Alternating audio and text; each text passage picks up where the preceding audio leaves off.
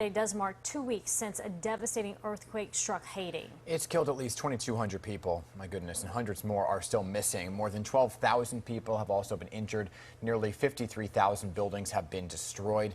Getting aid to those who need it, that has not been an easy task. Not at all. Joining us once again is Garry Pierre-Pierre. He is a Pulitzer Prize winning journalist and founder of the Haitian Times. Good morning, Garry. Good to see you again.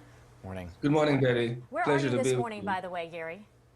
I'm still on vacation in Lafayette, Indiana. Gotcha. Okay, so you're here in the States and not back in your home country. So when we last spoke with you a week ago, since then, what has changed? How are the relief efforts evolving?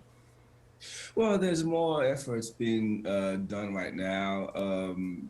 The biggest hit areas are the areas that we can get to because they're a very remote area. What we're looking at right now, these are places that are accessible by either plane or whatever, but there are areas in the south where the brunt of the earthquake was felt, and that people just can't get to because these are places that are so remote that it takes you 2 hours by foot and another hour by helicopter, by horse or anything just to get to people. And so right now, this is the challenge, to get to those who are in remote areas and give them first of all, assess what their needs are, and then get them the aid. Yeah, I mean, it is really, really a tough task that they have before them. So even before this earthquake, Garry, because we've spoken about this, there's a lot of trauma surrounding what we saw unfold with the 2010 earthquake. Were there lessons that may have been learned since then about specifically remote areas like this? And how are those lessons impacting relief efforts now? Well, unfortunately, then the Haitian government didn't learn much. They didn't take any measures whatsoever to mitigate any disaster from happening. There were no goods or anything there in the area to make sure that if, in case something like this happened, they were able to roll out the aid to folks who needed them. The Haitian people with their bare hands have been really heroic in trying to rescue people. And then, of course, the reinforcement came from the Americans and other countries with the tools needed to rescue people and to give them the help needed. So what can we do in our area to help right now? Well, right now, really, it's a wait and see.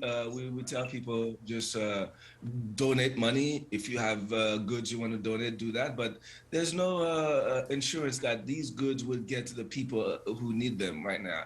The government is really weak and has been unable to assure security for aid relief convoys. A lot of aid that are getting there is being flown directly to the area, and it's very difficult to get to the area. So, Garry, I guess the big question, and it's probably not an easy one to answer, what does the future hold for Haiti? What can be done for better preparedness, better infrastructure? I mean, you do have some new leaders. Well, it's up to the leaders, as you said. Then it's a government that has to have the leadership, the ability to get to people first. Because think about it, then, if this were to happen in New York, for instance, right? It's the New Yorkers who have to be first responders. We couldn't wait for California to come in. Well, yeah, California help will be welcome. We want it, we need it. But then New York has to be the first responders. In this case, it's the United States who has to come in, or the Cubans or whomever has the ability to come in and help out. But the government is just not ready for it. And right now, as you know very well, the government is very weak. The president was assassinated last month, and so this couldn't come at a worse time, frankly. Yeah. All right, Garry Pierre-Pierre, always enjoy speaking with you. Thanks for the information. Take care. Thank you for having me. Absolutely.